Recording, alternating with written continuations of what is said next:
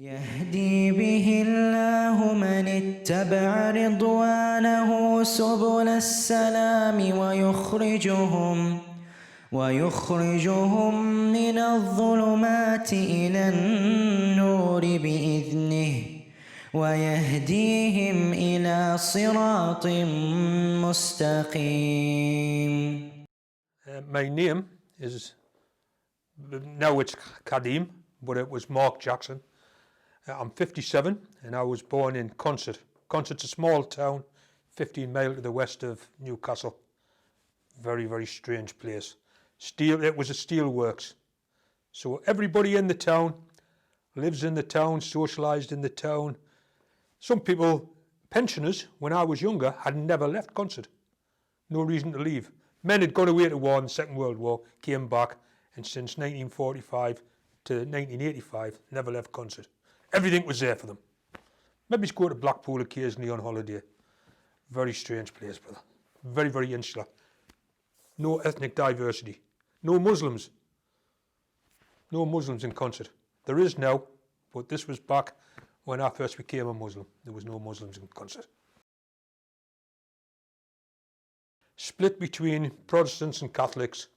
So for me, Catholic people were strange, exotic, and that's Catholic. White Catholic people were strange, and I didn't mix with them because I was default Church of England.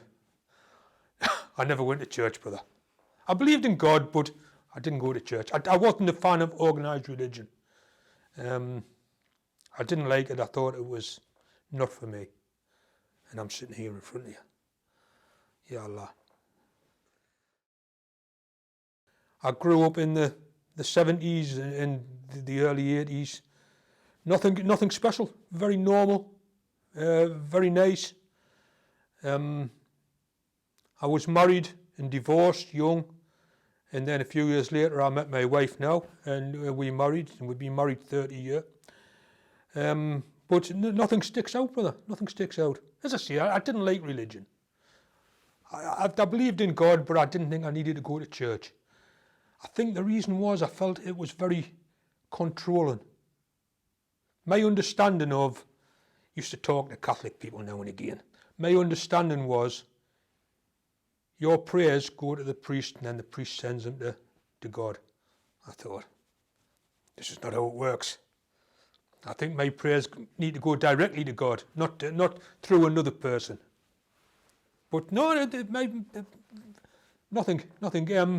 I work in health and safety. I'm a health and safety manager for a big company, Cleveland Bridge. It's a very big company in the northeast. We're the people that built the Tyne Bridge, Sydney Harbour Bridge, things like this. I've always worked in heavy industry, and for the last 25 years I've worked in health and safety in these industries. And they have always been predominantly white, working class industries. So it's surprising how well people have accepted us. In the current climate, there's a certain, you need to accept people of different ethnicities and religions. But that was never it. People just accept you. Oh, you're Muslim. Oh, how does that work? And then people will ask you, and you can give a little bit dower. Will these people ever become Muslim? I don't know. That's between them and Allah. But you can give a little bit dower. Myself and my wife, we travelled a lot, brother, on holiday in the Middle East. And we met a lot of Muslims. Very, very nice people. We travelled to Syria before the Troubles.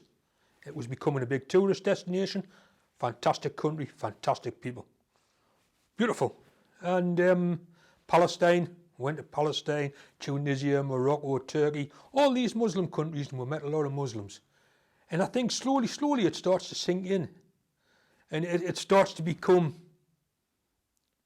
it changes your thinking. You start to think, am I right? Or are these people right?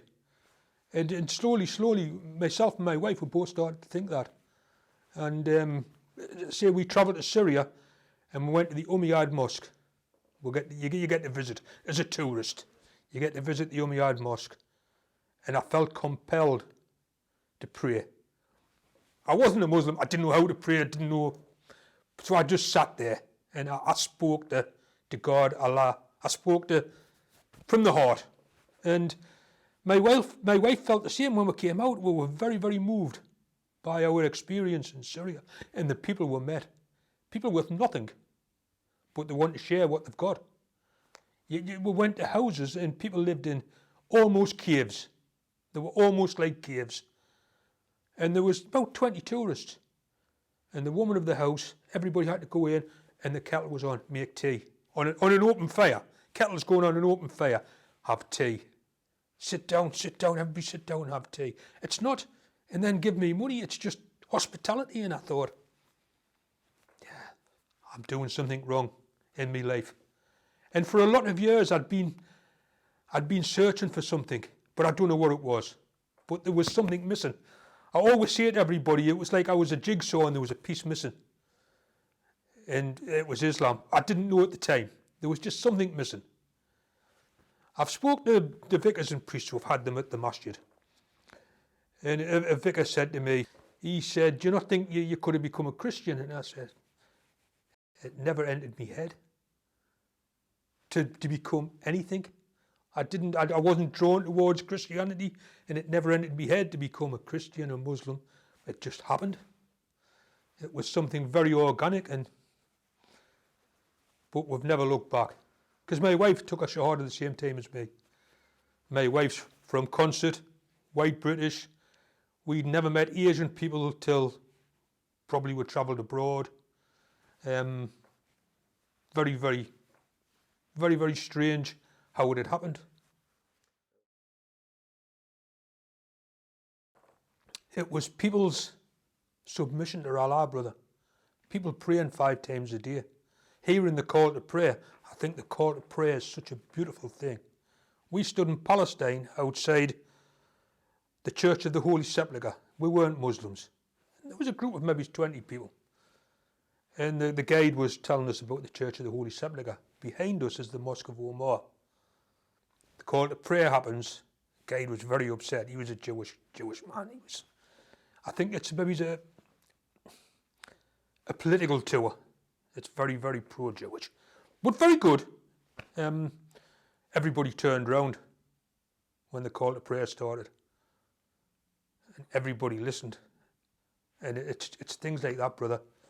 It was nothing in particular. It was the fact everybody went to pray. Places emptied. You would be in somewhere and it would empty. You'd hear the call to prayer. Everybody would just go one direction. And it feels so right. And we both start to investigate the Quran and looking more into the religion. And it went from there. We went to Palestine and we went to Jerusalem and we came back and I had to go away with work. I had to go to Birmingham with work. And I said to my wife, there's some great shopping in Birmingham. Let's go to Birmingham. And I said, you know what? I think we should try and visit a mosque in this country. I didn't know. I thought it was a tourist trap abroad. I'd phoned up. I'd said, could we come and visit? Oh, yeah, we'll have a tour at 10 o'clock. I think it was Thursday morning, something like this. Okay, we'll be there. So we stood outside, the sister came. Bus pulls up, all the kids piled off. It was a school visit. All the kids piled off. And we all went in the mosque and we had a tour of the mosque. And afterwards, cup of tea. Typical Muslim hospitality, samosa. And I was talking to one of the teachers. I says, I must congratulate you on your children. These are the best behaved kids I've ever seen. And there was 2 teachers and women, they were both laughing. These are special needs kids. They will not sit quiet. Not special needs, more educationally challenged. Just disruptive kids. She says, this is the first time we've ever seen them as quiet, attentive, asking sensible questions. The kids were fantastic. And I couldn't believe it. And I was asking the sister questions and more questions. She says, you seem very interested in Islam. I says, oh, yeah, we are. She says, there's a man in Birmingham, Mr. Khan. He runs an exhibition. You might want to go there. I'll see if I can make an appointment. So she phoned and, oh, yes, come along. So we went to see Mr. Khan. I'm saying to my wife, we're going to be on the television. This is a wind-up. We're going to be on the television. But it's not. It's a man, Shamshad Khan, and he took our Shahada in Birmingham. We went around the exhibition, then we went to meet him, and we sat for maybe 4 or 5 hours talking. And he was asking us our beliefs and everything else.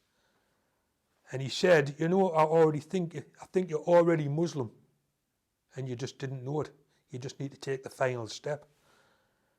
And I looked at my wife and we said, yeah, we both want to take our Shahada. And afterwards, brother, bearing in mind the background I come from, concert, big steelworks, coal mining community, if I chop my hand off, I'll go, oh, that hurt. I cried. And I don't think my wife had ever seen us cry.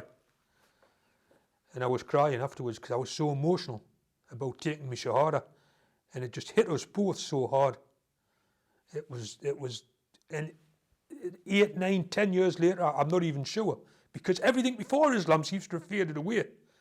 I remember things vaguely, but it's nothing's the same. It's all very, very grey. And we've never looked back, brother. We still, 100%, it's the best thing we've ever done. It's the best thing, and I would recommend it. Recommend it to anybody. It's a strange thing to say. It's got to, you've got to feel it. It's possibly, Islam's possibly not for everybody. But I think people should look more into it and maybe not dismiss it as a foreign religion or a strange religion or something that other people do. I think people should really look at it and for themselves. Because if you'd asked me before, brother, when I was in my 30s, maybe, would you like to become a Muslim? I would have just laughed. You know, it's very, very strange. Funny story.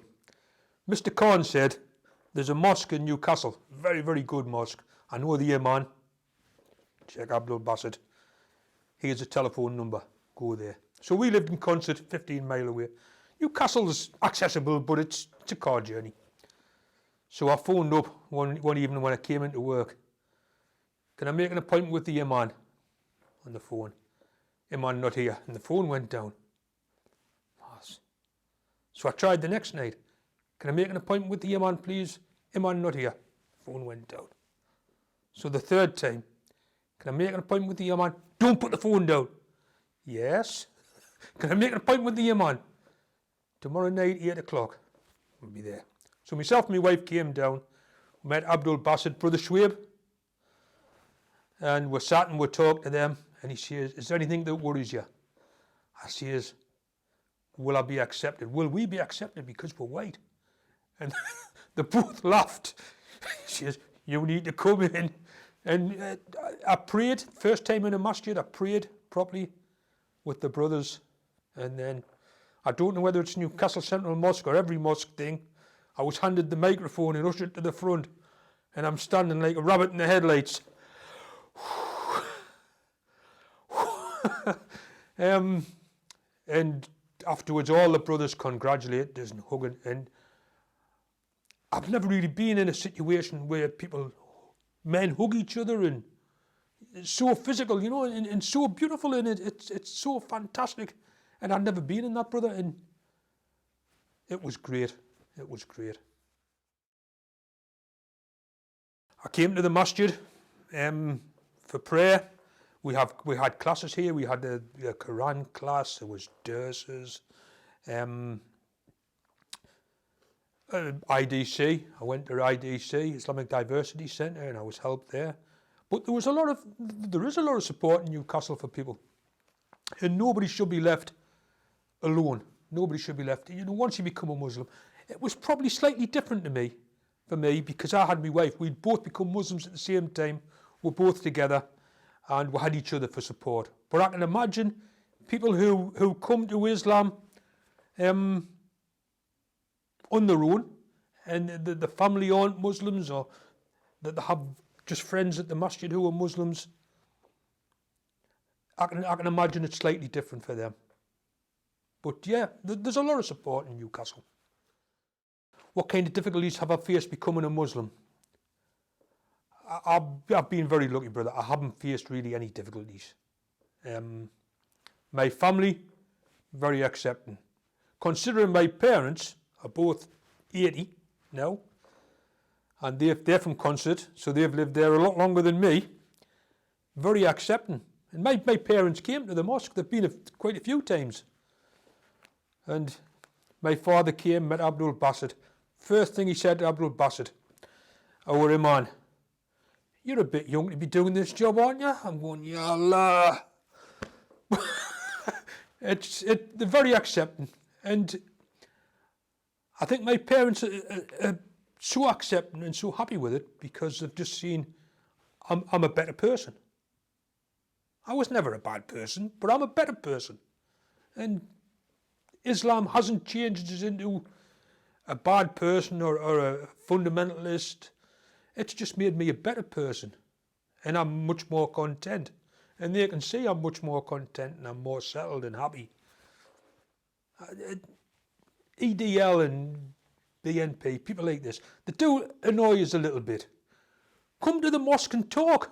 Come and sit down, have a cup of tea, talk to people. Like men. Instead of wanting to shout and fight and swear, come to the masjid and sit down and talk. I've been at an IDC event where the EDL turned up. You're all paedophiles. Hold on, that's a silly thing to say. Of course we're not. You all hate Britain.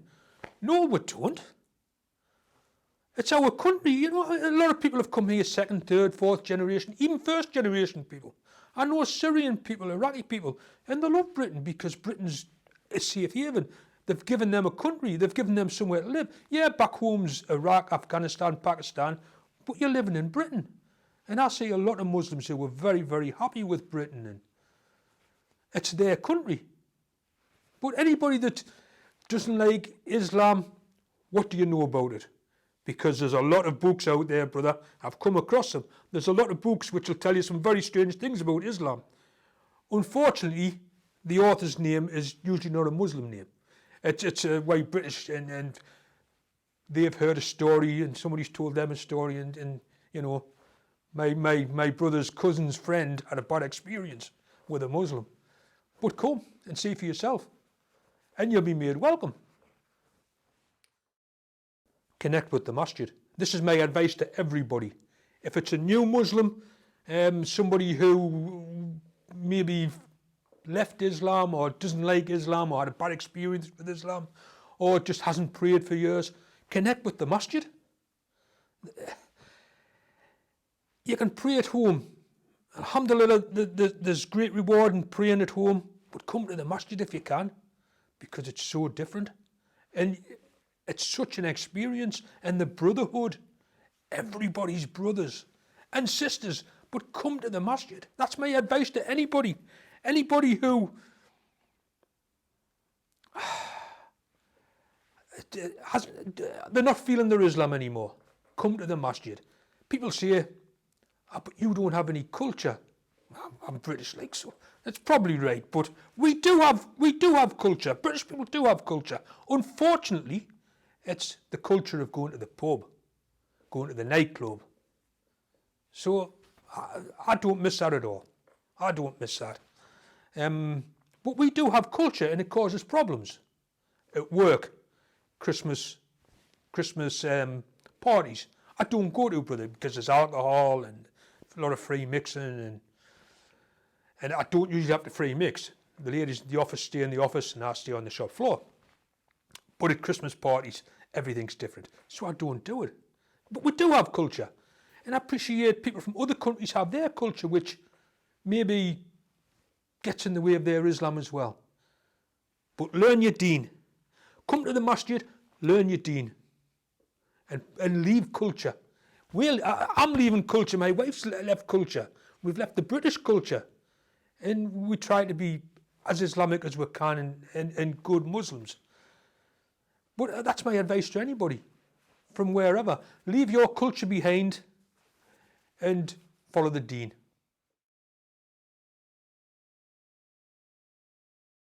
And if you're struggling, speak to somebody. Because a lot of us, and I think people are finding during COVID, a lot of people are struggling mentally with mental health issues. And being men, we tend to keep it to ourselves, but people should speak. And if somebody's quite new to Islam and they're struggling with the religion, they're not sure, they've done the right, come to the masjid. Come among the brotherhood as much as you can at the moment with the COVID, and speak to people and learn. Because I think, honestly, brother, the more you learn, the more you enjoy Islam, and the more you feel part of Islam, and it seems to just enclose you. The biggest lesson I've learned in my life, I think there's two big lessons in my life, brother. Number one is to have sabr, to have patience, because I'm not a patient person. I want everything. I want to do it now. If we're going to go on holiday, I want to go now. I want to do it now. Why have we got to wait? Let's just do it. Let's just do it. Straight while the iron's hot. And the other one is humility, brother. We all stand in front of Allah. And to be humble and be kind to people. Because I see a lot of, not in Islam, but I see a lot in the world where people think they're better than other people, and we're all Allah's creations, and we'll all stand in front of Allah at the end of days, and ya Allah, I'm frightened, because I haven't always been a Muslim, brother, and I've done some things that probably weren't right. Even now, we all sin in minor ways.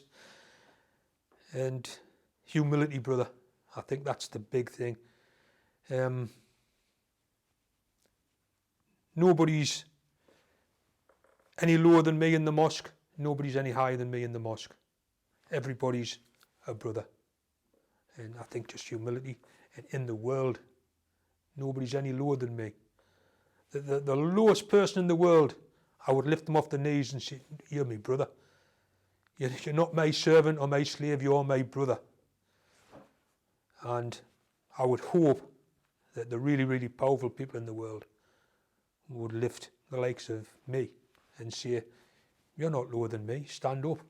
You don't need to kneel in front of me.